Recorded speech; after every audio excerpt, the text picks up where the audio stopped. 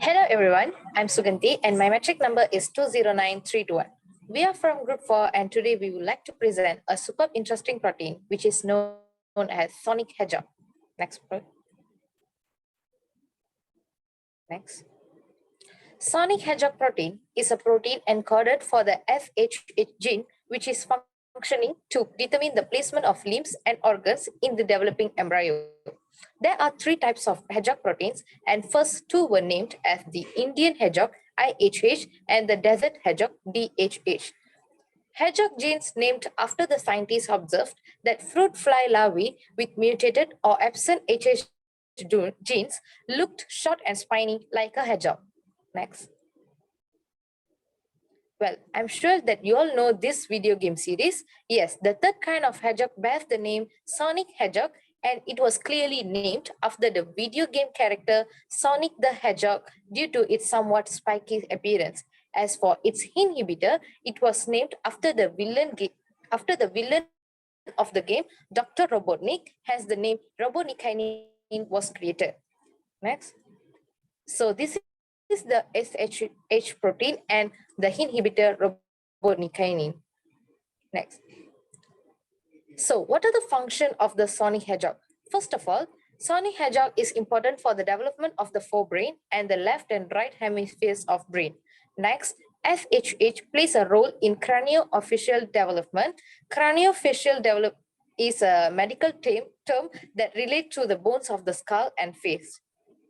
Moreover, FHH protein would aid in hair follicle development, which promotes the hair density and length. And the last one, sonic hedgehog transcription pathway could also be linked to the development of certain cancerous tumors, such as cerebral tumor, medulloblastoma, and also prostate cancer tumors. Next, I would like to pass to the next presenter. Thank you, Suganthi. Hi everyone, I'm Sachini here and I'll be talking on the protein structure. Hedgehog protein secretes an amino terminal domain, or also known as the HH and H domain, that acts as a signaling module. There is also an autocatalytic carboxy terminal, or HHC Hog domain, that contains a hint module. Hog domains bind cholesterol in the steroid recognition region, SRR. Meanwhile, the hint module cleaves HH into two parts and adds the cholesterol moiety to the carboxyl terminal of HHN. So, as you can see in the diagram, Drosophila hog domains appears to be globular, composed of beta strands and starts with the cysteine. Meanwhile, the H domain of mouse appears to be globular as well, with two antiparallel alpha helices and several beta strands. Moreover, the H domain has a catalytic site, but no enzymatic activity has been able to be discovered till this day. In addition, sonic hedgehog consists of certain cellular components such as cytosol, endoplasmic reticulum lumen, plasma membrane, cell surface, membrane raft, and an extracellular region. I will now pass it to VARTHINI, who will explain on the extraction of the. All right, thank you, Sachini. Hi everyone, I'm VARTHINI. Now we're going to explain how we are going to extract the sonic hedgehog gene from E. coli. Basically, there are two stages, which are plasmid construction and preparation of recombinant sonic hedgehog gene protein. Moving on to the next slide. Moving on to the first stage, which is plasmid construction. In order to generate plasmid, firstly, we need to amplify the cDNA, which is encoding an N-terminal segment of sonic hedgehog gene by using the reverse transcription polymerase chain reaction technique. Then plasmid PET13B of sonic hedgehog will be generated using the sonic hedgehog polymerase chain reaction amplification. Moving on to the third step, which is the digestion of plasmid using restriction enzymes such as NDE1 and XHO1. After that, we alter the 12 amino acids in the 3' end segment of sonic hedgehog gene using polymerase chain reaction. Then the altered gene will be subcloned into the plasmid. Finally, after the insertion of the annealed double-stranded DNA, plasmid with the sonic hedgehog gene will be constructed. Next slide. Next, moving on to the stage 2, which explains about the preparation of recombinant sonic hedgehog protein. After the construction of plasmid, we will prepare a recombinant human sonic hedgehog protein, which will be expressed in E. coli. Firstly, we need to transform the E. coli plasmid into the sonic hedgehog plasmid.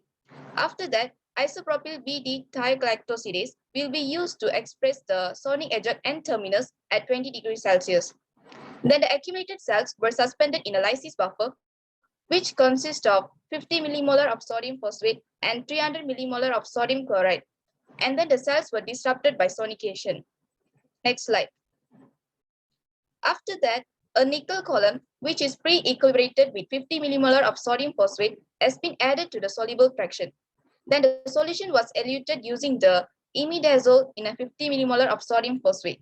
The fifth step is that the fractions containing sonic Hedgehog proteins were dialyzed against the phosphate buffer saline for an overnight period. Finally, 1 unit of human thrombin will be added for 15 minutes at room temperature to extract the sonic Hedgehog protein. I think that's all from me. Now I'd like to pass this presentation to SHASMIRAA. Thank you.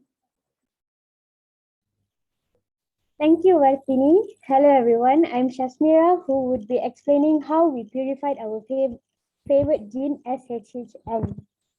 Next slide. After the cell extraction, purification was carried out.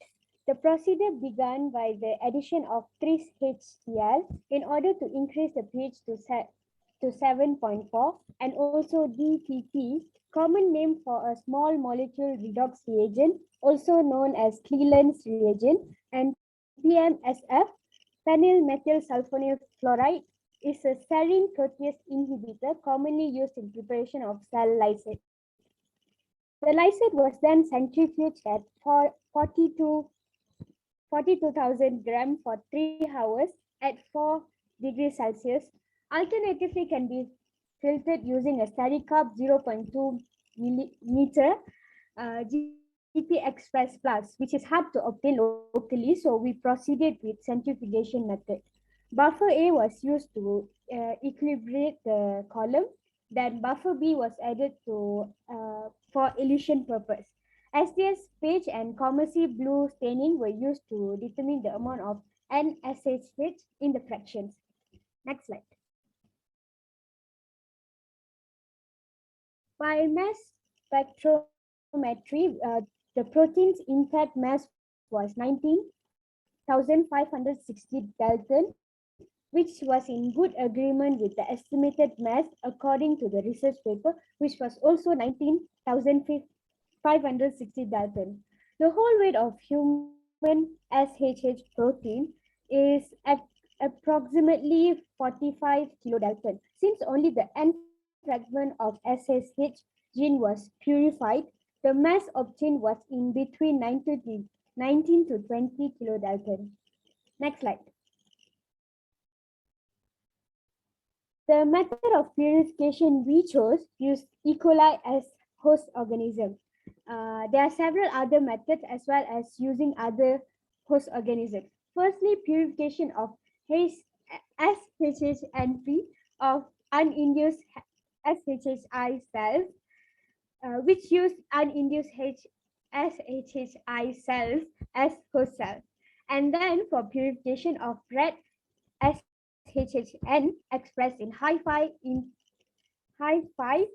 insect cells. In this method, high-5 insect cells infected by baculovirus expression vector P. blueback2, which is an in vitro gene, which carries the wild-type red SHHN terminal fragment, which is the amino acid residue in between 25 to 198, is in the red gene sequence, is where the N-terminal fragment of red SHH is purified. Lastly, the purification of human hedgehog patch expressed in mouse fibroblast L cells. Next slide.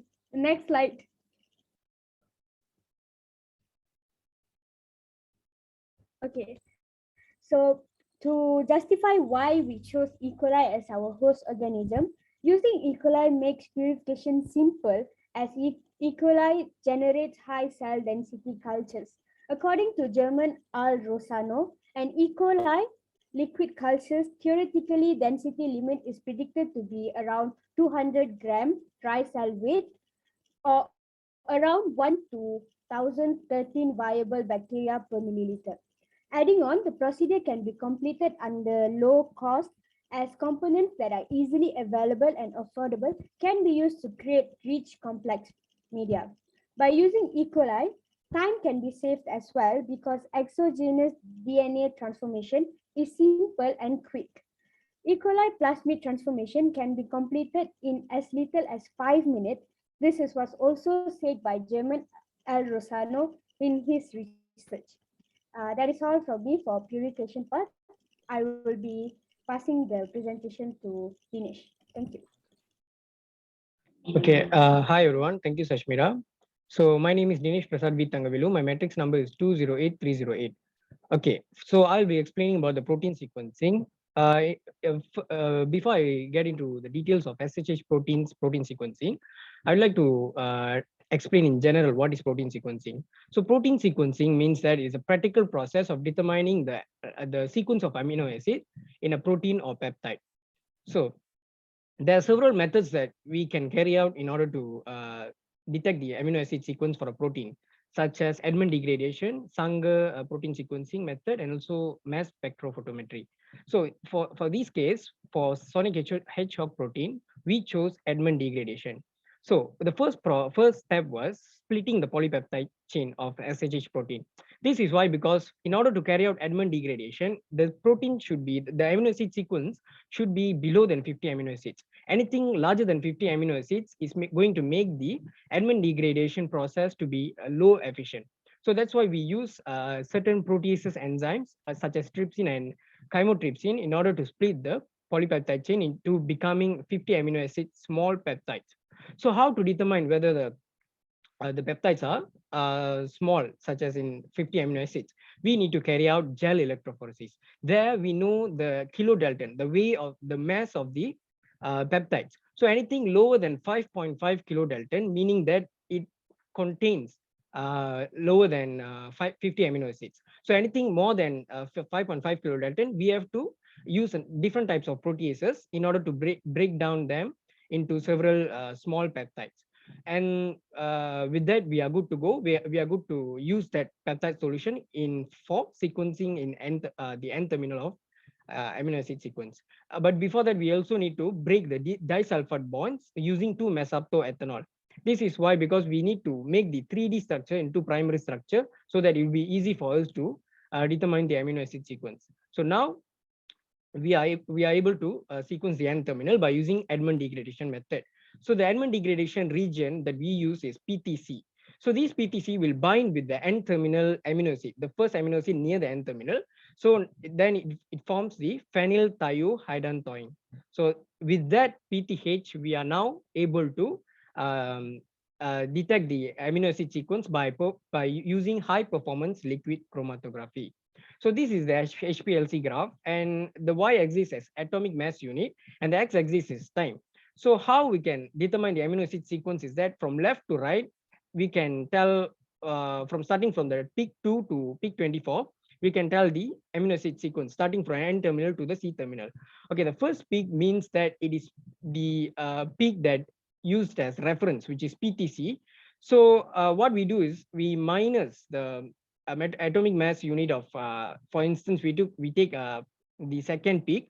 So we take the value and then minus with the 1 in order to get the sole atomic mass unit of the amino acid. So with that, each peaks here is representing an amino acid. So with the atomic mass unit, we can identify which amino acid is that. So from left to right, we can now determine the amino acid sequence. So with that, we take this step further, whereby we also, after identifying the protein sequence, we also determine the protein structure by determining position of disulfide bonds, which we broke before the method, in prior method, and then we determine the protein structure using InFold software. So as finally, we determine the amino acid sequence, which consists of 462 amino acids. And this is the amino acid structure from N terminal to C terminal. So in the N terminal, it weighs 19 kilodalton, which is from 24 to 196 amino acids. And for C terminal, it was glycosylated 25 kilodalton, which consists of 197 to 463 amino acids. So that's all from me. I'll pass this presentation to Kishan. Thank you. Thank you, Dinesh. Hello, everybody. I'm KEESHANRAJ with matrix number of 205862. Along the way of listening to our presentation, have you all wondered what we are actually going to do with the sonic hedgehog protein after we successfully sequence it. If you do not worry. I'm here to present about the application of our chosen protein, which is sonic hedgehog protein. We as a team have come up with an idea of producing hair serum by using the sonic hedgehog protein. According to an article named as Hair Growth Promoting Effect on Recombinant Human Sonic Hedgehog Protein, it is scientifically proven that sonic hedgehog protein can be consumed as treatment for alopecia, which means a condition where a person experiences severe hair loss. Based on the research, it is well known that sonic hedgehog tends to play a crucial role in the hair follicle development. Thus, sonic hedgehog can be considered as an excellent hair promoting agent. This theory was then examined using a mice in the stable telogen phase. Telogen means a resting stage in a hair growth cycle. This experiment also portrays that overexpression of sonic hedgehog protein quickened the transition from telogen to anagen, which is an active phase of the hair growth cycle, resulting in a faster hair growth. Next slide, please. There are also some benefits of our hair serum. First and foremost, it makes the hair easier to comb and manage. Then it also makes the hair look smooth and enhances straightness, and as well as protects the scalp against the heat. What makes our hair serum best out of the rest is that it comes with multiple colors of hair dyes as well as plain ones. Users can purchase according to their preference. With this, I would like to pass to Sachini for conclusion.